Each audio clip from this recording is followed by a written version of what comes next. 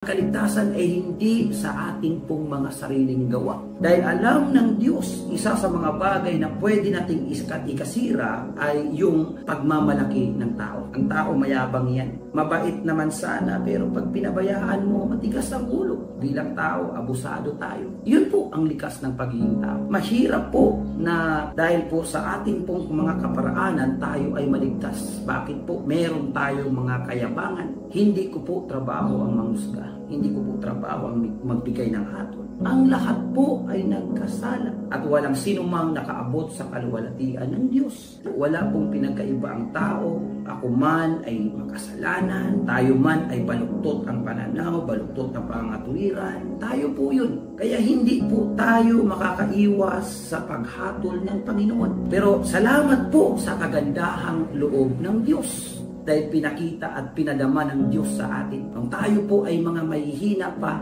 namatay si Kristo para sa atin, para sa mga makasalanan. Anong ibig sabihin? Nung tayo po ay lugmok sa kasalanan, hindi makaalis sa kasalanan, gusto na nating magbago. Gusto natin na isang araw, pagising natin, magbago yung takbo ng buhay natin. Sawang-sawa na tayo sa ganitong sitwasyon ng buhay natin. Gusto natin magbago, pero hindi talaga kaya. Dahil kung tatin pong iaasa ang pagbabago sa ating sarili, hindi po talaga kaya ng tao yan. Pero salamat po, dahil nung tayo po ay mga mahihina pa, namatay si Kristo para sa atin. Ganun po, pinadama ng Diyos ang kanyang pag-ibig. Ang kasalanan ay matinding maningil sapagkat kamatayan ang kabayaran ng kasalanan. Ngunit ang libreng kaloob ng Diyos ay buhay na walang hanggan sa pamamagitan ni Kristo Jesus na ating pong Panginoon. Ulitin ko, ito po ay hindi panghuhusga. Ito po ay hindi pagbibigay ng hatol. Dahil maging ako man dumaan sa mga kasalanan. Pero salamat sa Diyos. Naunawaan ko na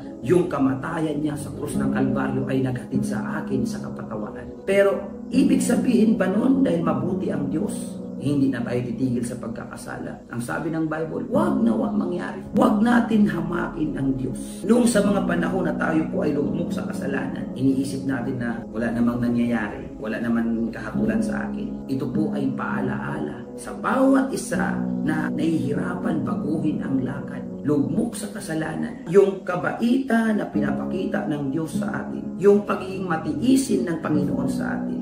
Yung pagpapasensya ng Diyos sa atin. Kaya nga, hindi agad-agad dumadating ang hatol sa atin. Bakit po? Dahil gusto ng Panginoon na yung kabutihan niya ay aakay sa atin sa pagsisisi. Hinahabaan ng Diyos ang kanyang pasensya dahil gusto ng Panginoon na maisip natin isang araw, lalapit tayo sa Kanya na mayroong pagsisisi. Yun po ang hinihintay ng Panginoon sa atin.